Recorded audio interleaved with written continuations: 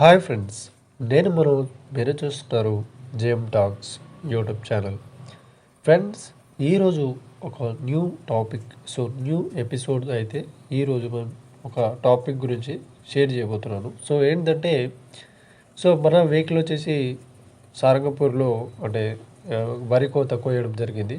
అక్కడ ఎలాంటి ఇబ్బందులు జరిగాయి, అదేవిధంగా ఇప్పుడు నక్కలపేటలో నడుస్తుంది.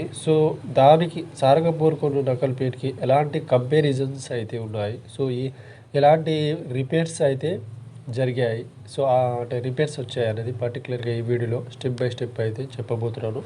మీరు ఈ వీడియో స్కిప్ చేయకుండా టిల్ ఎండ్ వరకు అయితే చూడండి ఫ్రెండ్స్, ఓకేనా. ఫస్ట్ మనం చూసినట్లయితే సారంగపూర్లో మనం day by day episode videos అయితే అప్లోడ్ చేయడం జరిగింది. యాక్చువల్లీ ఏంటంటే నేను వాయిస్ ఓవర్ ఇద్దామని అని ఎక్స్పెక్టేషన్తో వేసాను, అంటే వీడియోస్ అప్లోడ్ చేశాను.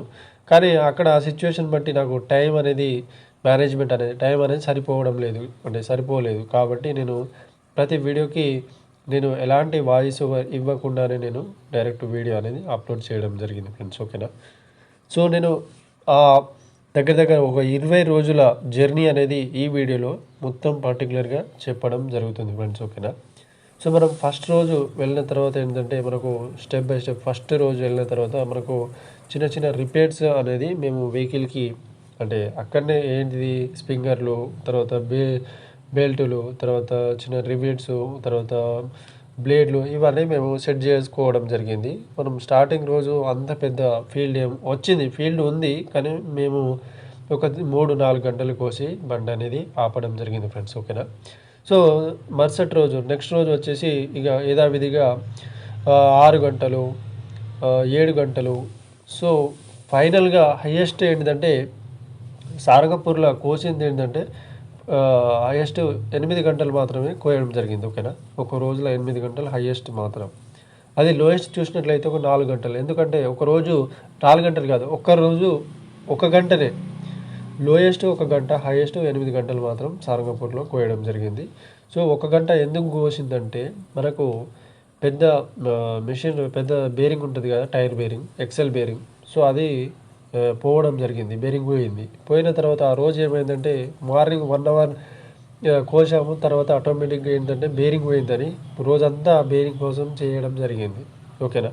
అసలు ఒకళ్ళకు డౌట్ రావచ్చు, ఎక్సెల్ బేరింగ్ ఒక 2 గంటలు అయిపోతుంది, ఇబ్బంది ఏముంది అది ఇది అంటే.